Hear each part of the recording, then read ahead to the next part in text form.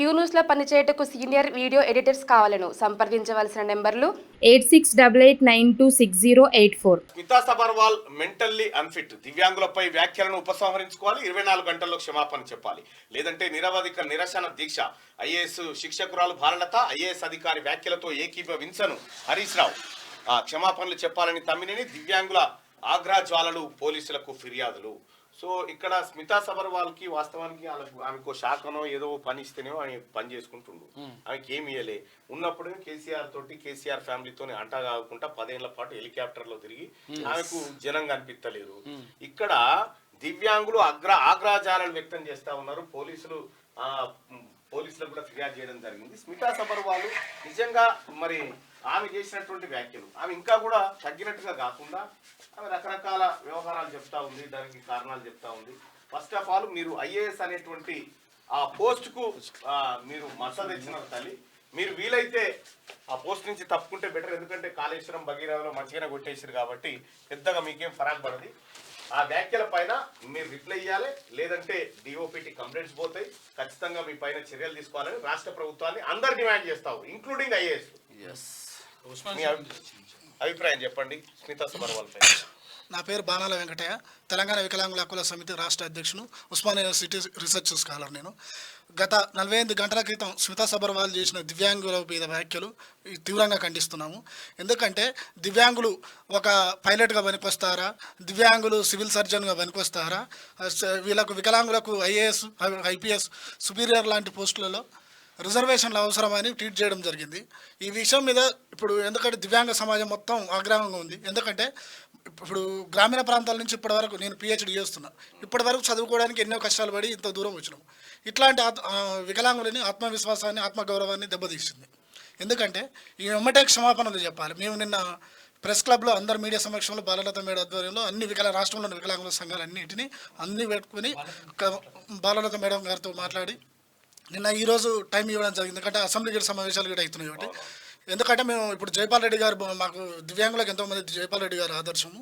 ఎందుకంటే ఆ విగ్రహం దగ్గర మేము నిరాహార దీక్ష చేస్తాం. ఇవాళ 11 గంటల వరకు మాకు క్షమాపణలు చెప్పి ప్రభుత్వం ఆమె పైన చర్యలు తీసుకోకపోతే. ఎందుకంటే ఇప్పుడు జైపాల్ రెడ్డి గారే చూసుకుందాం, ఆయన నడవరేయకున్నా కానీ కేంద్ర మంత్రిగా చేసి ఎన్నో రాజకీయాలు ఆయన ఫీల్డ్ మీద పోయి ఆయన ప్రత్యక్ష ఎన్నికలలో పార్టిసిపేట్ చేసి గెలిచిండు. ఉత్తమ పార్లమెంట్ అవార్డు గిట్ వచ్చింది. ఇప్పుడు సుపీరియర్ పోస్టులు ఐఏఎస్, ఐపీఎస్ అనేది అది హోదా కాదు, సర్వెంట్. మేము సేవ చేయడానికి వచ్చినాం, ప్రజలకు సేవ చేయాలి, మానవత్వంతో ప్రభుత్వం అందించే చట్టాలు అమలు చేయాలి, సంక్షేమ పథకాలు అమలు చేయాలని ఐఏఎస్, ఐపీఎస్లోకి వస్తారు. మీకు తెలుసో లేదో మేడం గారు, గత సంవత్సరం సుప్రీంకోర్టు గిట ఈవెన్ డిజేబుల్ పర్సన్స్ గిట ఐపీఎస్కు ఆప్షన్ పెట్టుకోవచ్చు అని ఇచ్చింది. తెలుసో లేదో.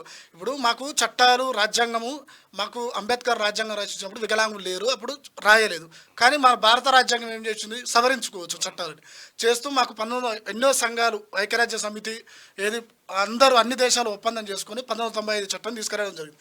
అందులో 7 రకాల వికలాంగులు తీసుకొచ్చి 3% రిజర్వేషన్ అమలు చేయడం జరిగింది. ఆ 3% వికలాంగుల రిజర్వేషన్ సక్రమంగా అమలు అవుతలేవు, వికలాంగులకు సరిపోతలేవు అని కొట్లాడితే 20 సంవత్సరాల తర్వాత 2016లో rights of persons with disability act తీసుకోవడం జరిగింది.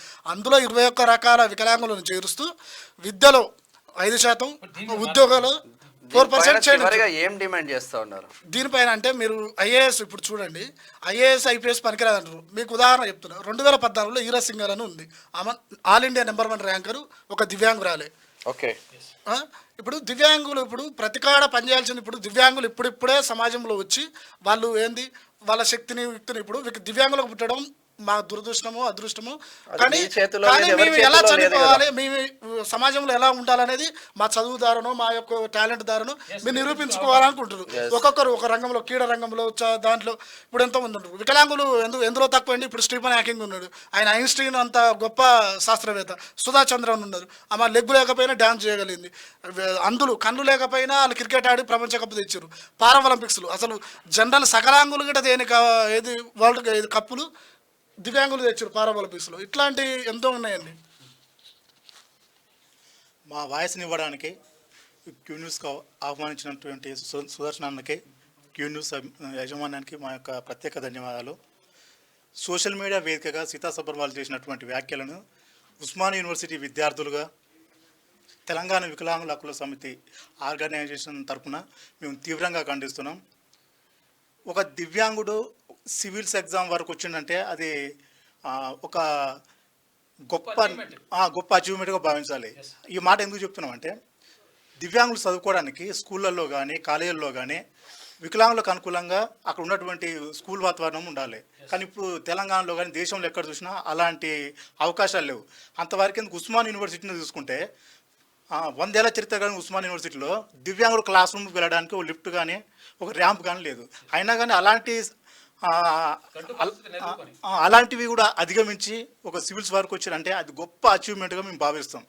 ఇలాంటి వ్యాఖ్యలు సీతా సబర్వాల్ చేయడం వల్ల సివిల్స్ ప్రిపేర్ అయ్యే వాళ్ళు భవిష్యత్తులో ఇంకేమైనా గొప్ప చేయాలనుకున్నప్పుడు ఆత్మవిశ్వాసం దెబ్బతింటుంది. సీతా సబర్వాల్ చేసినటువంటి ఈ వ్యాఖ్యల వలన దివ్యాంగులు ఆత్మవిశ్వాసాన్ని కోల్పోయే ప్రమాదం ఉంది. కాబట్టి బేషరతుగా ఈ దివ్యాంగ లోకానికి సీతా సబర్వాల్ గారు తప్పకుండా క్షమాపణ చెప్పాలి. ఒకవేళ తను క్షమాపణ చెప్పకపోతే ఉస్మాన్ యూనివర్సిటీ వేదిక కానీ మేము కూడా ధర్నా చేసి ఇక ఫ్యూచర్లో ఇలాంటి వ్యాఖ్యలు చేసే వారికి చంపబెట్టు ఉండే విధంగా మేము కూడా ఉద్యమం లేవదీస్తామని ఈ క్యూ న్యూస్ వేదికగా తెలియజేసుకుంటున్నాం. Thank you. ఇప్పుడు స్మితా సబర్వాల్ చేసిన వ్యాఖ్యల్ని వెంటనే ఆమె ఉపసంహరించుకొని ప్రభుత్వం చర్యలు తీసుకోవాలి. ఈ రాష్ట్ర ముఖ్యమంత్రి రేవంత్ రెడ్డి గారు, మహిళా శిక్షణ సీతక్క గారు, చీఫ్ సెక్రటరీ గారు, అలాగే సుప్రీంకోర్టు, హైకోర్టులు గిట సుమోటోగా తీసుకోవాలి. ఎందుకంటే రాజ్యాంగం ఇస్తున్న మా 4% రిజర్వేషన్ని మీరు ఐఏఎస్ పనికి రావడానికి ఏమవరండి. ఐఏఎస్ అనేది మేధాశక్తితో పనిచేస్తారు. ఫీల్డ్ మీదకి కింది స్థాయి ఆఫీసర్లు పోతారు. నీకు ఎంతో పాలసీ మేకింగ్ ఉంటుంది. కాబట్టి ఈ విషయంలో ఎమ్మటే చర్యలు తీసుకోవాలని కోరుతున్నాము ఫ్రెండ్స్. ఫిజికల్గా ఏముంటుందండి, ఇప్పుడు పాలసీ మేకింగ్ నాకు అట్లా అనిపిస్తుంది. ఇలాంటి అధికారులు ఉంటే ప్రభుత్వాలలో, రాష్ట్ర ప్రభుత్వాలలో ఇట్లాంటి వారి వల్ల సలహాల వల్ల దివ్యాంగుల సమాజానికి చేసే సంక్షేమ పథకాలు ఏమాత్రం అందుతున్నాయని నాకు అనిపిస్తుంది. ఈ స్మితా సబర్వాల్ గారు గతంలో మెదక్ హైదరాబాద్ కలెక్టర్గా చేశారు. అప్పుడు దివ్యాంగులకు ఎలాంటి సేవలు అందించింది అనేది ఇప్పటికీ డౌట్ కొడుతుంది. అంటే వాళ్ళకి రావాల్సిన బెనిఫిట్స్ అంతా ఏమి అడ్డుకున్నట్టే అనిపిస్తుంది నాకు. కేసీఆర్కి అయితే మాకు శరీరంతో చేసే ఉద్యోగాలు మాకు ఏమొద్దు, మేధస్సు చేసే ఉద్యోగాలు మీరు చేస్తాం. శరీరంతో చేసే ఉద్యోగాలు ఏమైనా ఉంటే అవి మీరు చేసుకోండి, మాకు సంబంధం లేదు. మేధస్సుతోనే అది సీతా సబర్వాల్ చెప్పాలన్నా. అంటే ఇట్లా చేతులతో ఇట్లా చాపర్లకి చాపర్లు దిగాలి. వేసుకోమ్మా అని చెప్తున్నారు. ఇక మేమన్నా డైరెక్ట్ చేసేది ఉంటే నువ్వు వేసుకో, కానీ మేధస్తో చేసి ఉంటే మేము చేస్తామంటారు. అది లెక్క ఇంకా అర్థం అయి ఉండాలి. ఎందుకంటే పోటీ పరీక్షలు ఇంతవరకు చదువుకొని వచ్చిన వాళ్ళు 100%. అసలు యాక్చువల్గా విషయం ఏంటంటే, నేను మిత్రులు కూడా ఉన్నారు కాబట్టి నేను చెప్తున్నా, అసలు యాక్చువల్గా నేను దివ్యాంగులకు సంబంధించి నిజంగా ఎవరన్నా ప్రపంచంలో ఎవరికైనా రిజర్వేషన్ ఉండాలంటే దివ్యాంగులకే ఉండాలని చెప్పేసి బలంగా నమ్ముతుంది. ఇదేనా సబ్జెక్ట్? విషయం ఏంటంటే, కారణం ఏంటి అంటే అంటే నేను ఒకటి కావ్యం కూడా దాన్ని ఇంకా ఫైనల్ చేయలేదు, ఇంకా మనం రాసినాం కదా ఒకటి. అంటే ఎందుకు అంటే వాళ్ళకి అవసరము అంటే 1000% ప్రభుత్వం కానీ తర్వాత ఈ సమాజం కానీ 1000% తోడ్పాటును అందించాలి, తర్వాత భరోసా ఇవ్వాలి, తర్వాత మేము ఉన్నటువంటి ధైర్యం ఇవ్వాలి.